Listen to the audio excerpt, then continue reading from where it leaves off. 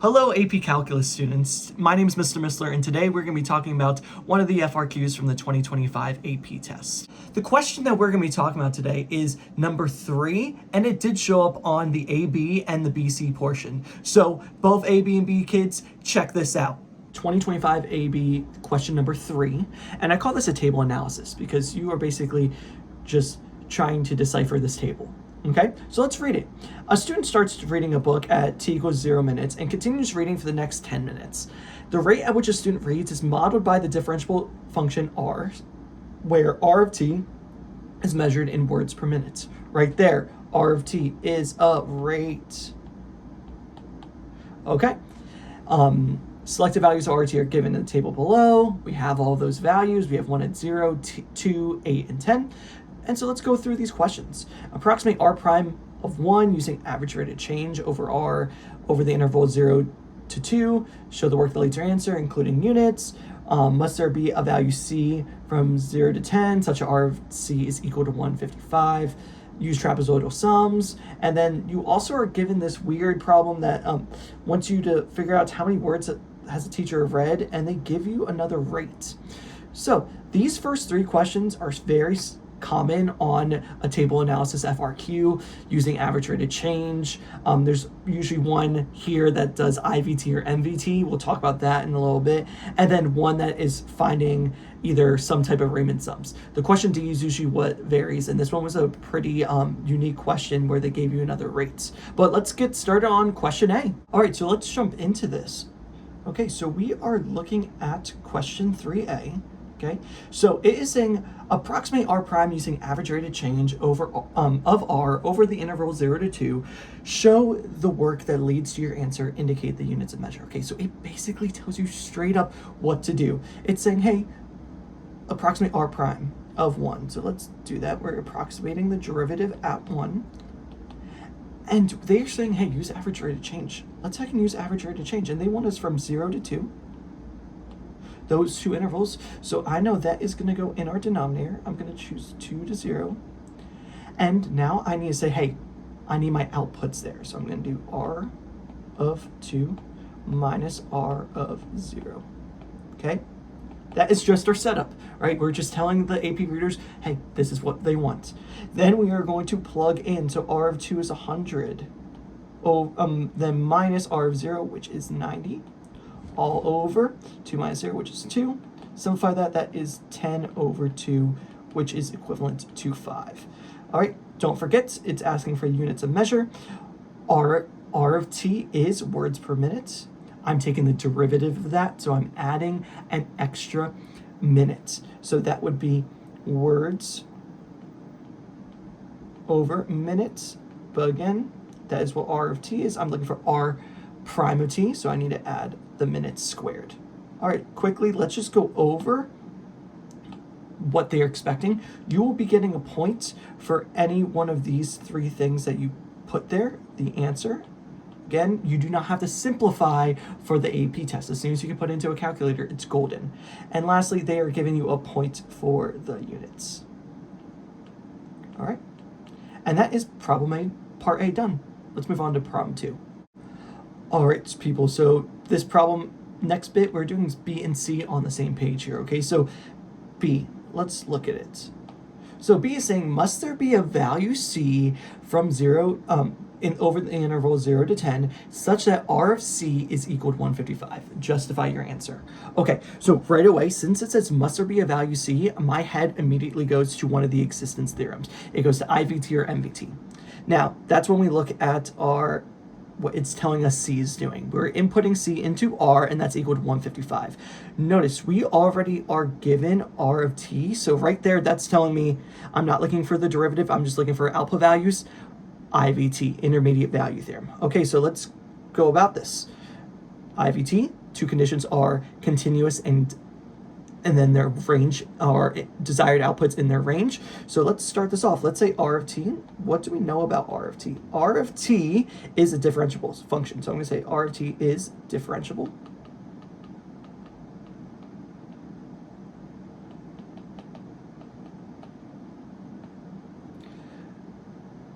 Thus, it is continuous.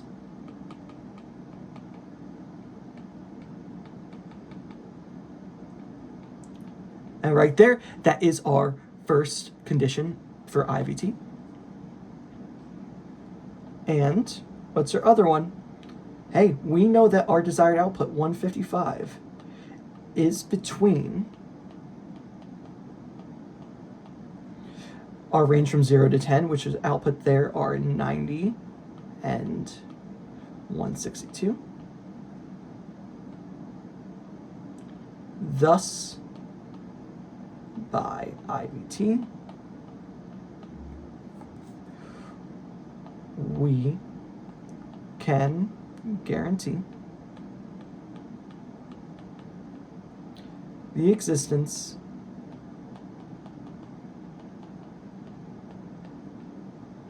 of a C, of at least one C,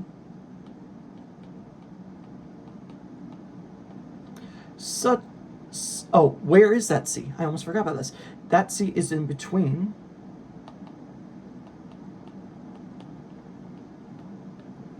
zero and 10, such that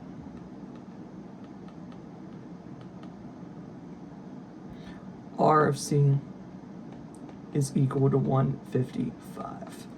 Beautiful, and that is just our I of T theorem. All right, let's go to part C.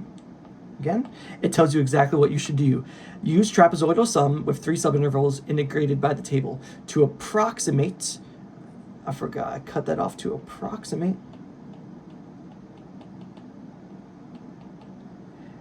I believe it is 0 to 10 R of T dt.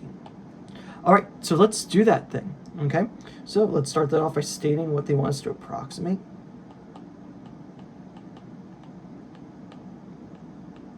All right, and let's think about back in our head. We are using trapezoidal Riemann sums. Okay, so what is the trapezoid area? That is 1/2 base 1 plus base 2 times our height. We know that those in this case are going to be R of whatever our values are. These are our output values. And then this is going to be our height in this case is going to be the difference between our x values or inputs. So let's get this started. Okay, so our first interval is from 0 to 2, and our heights are 90 and 100. So let's just write this in function notation first. So we have 1/2, big parenthesis, R of 0 plus R of 2 times the difference between those two input values, which is just 2. And that's for our first trapezoid. Then we're going to add 1/2 again, big parenthesis, R of, what's our next input value? That's 2 to 8. So we're going to go R of 2 plus R of 8 times the difference between those, which is 6. And then we are going to add one heckin' more. Oh, I'm messing up all of my parentheses. Sorry, let me fix that. Plus 1/2, big parentheses, and there the difference, it's 8 and 10. So we're going to do R of 8 plus R of 10 times the difference between those, which is 2. All right, so we already have all those laid out. Let's plug in. So 1/2, going to keep that there. R of 0 and R of 2, I think that is 90 and 100. So let's plug those in.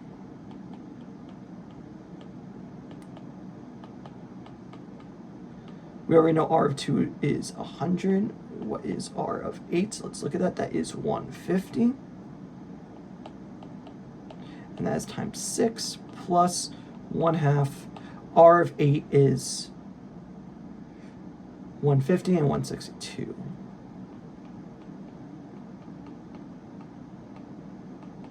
All right, let's simplify this sucker.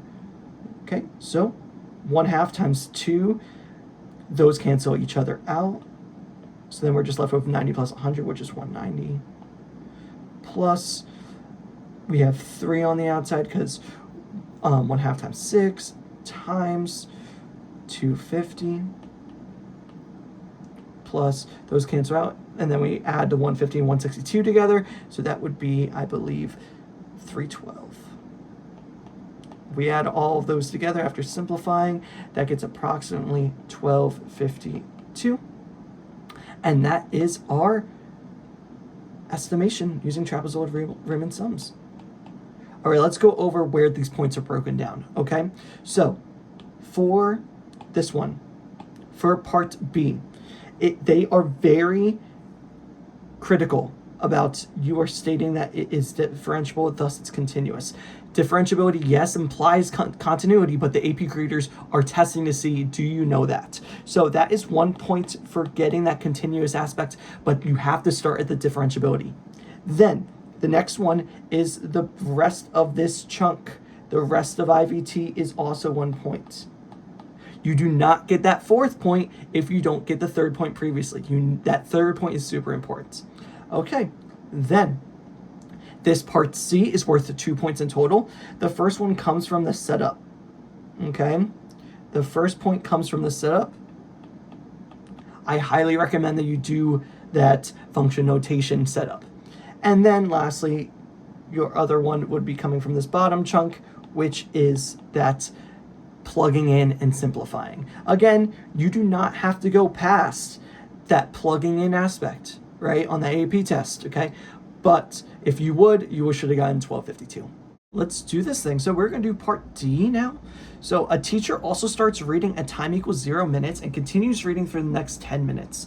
The rate at which the teacher reads is modeled by the function W, defined by W of t is negative 310 over 10 t squared plus 8t plus 100, where W of t is measured in words per minute. Based on the model, how many words has the teacher read by the end of the 10 minutes? Show the work that leads to your answer.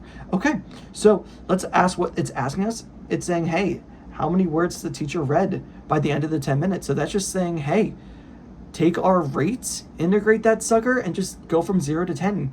Because she hasn't started off read any words, so we don't have to worry about initial value. All right, let's do this thing. So integral from 0 to 10 of our function, in this case that is W of t, because we're looking for the teacher reading.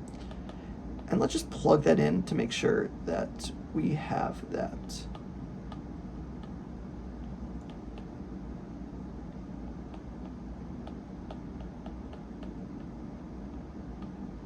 All right, so let's integrate this. This is all just a polynomial. This is just quadratic. So we just have to do reverse power rule. We got lucky here. Okay, so let's write that coefficient down. That first one, negative 3 over 10 t. Now let's focus on the power. We start off with 2, so we're going to add 1. That will be t to the 3 over 3 plus, start off with that coefficient t. We start off with the exponent of 1, so that would be 2 over 2 plus 100, there's no t there to start off with, so we're having t, and that's going from 0 to 10. Let's simplify this. So we have negative 3 over 10, then divided by, times t over 3. Those 3's are going to cancel out, and we're going to be left with negative t to the 3rd over 10. That 8t squared over 2 would simplify to be 4t squared. And that 100t can't do anything to it. Okay, let's keep going. Let's do some FTC. All right, so let's plug in 10 first. So that'll be negative 10 to the 3rd over 10 plus 4 times 10 squared plus 100 times 10. And yes, we do gotta do the bottom, even though it's 0, we gotta check to see if there's anything that's gonna add to it. So that'll be negative 0 to the 3 over 10 plus 4 times 0 squared plus 100 times 0. All right. And so looking at this right side, all of those are multiplying by 0. So that is all just 0. We got lucky. Now let's do some quick math right here. 10 to the 3rd, that is going to be negative 1,000 over 10. Then plus 10 squared times 4, that is going to be 400 plus 1,000. Okay, negative 1,000 divided by 10, that is negative 100. So let me just write all this down real fast. And simplifying that, that will be 1,300. And let's look, is it asking for any units or explaining anything? Nope, it doesn't, so we are golden. That is our final answer. Now let's go over, hey, what are they what would be the grading points. So the first one would be if we are considering integrating and we have the correct integrand. So that will be given right here. That will be our first point. Right there. Then if we correctly integrated, which we did here, that'll be our second point. And lastly, this whole thing is considered 1 point. I could stop right here on the AP test. As soon as you can plug into a 4-function calculator, you're good. So that is that problem. All right, so people, that is problem 3 on the 2025 AP AB&BC test. It was just a simple table analysis with average rate of change, IVT, trapezoidal sums, and the integration problem that was kind of their own trick. So yeah, keep practicing. Good luck on your AP test, and I wish you all the best. Thank you for watching.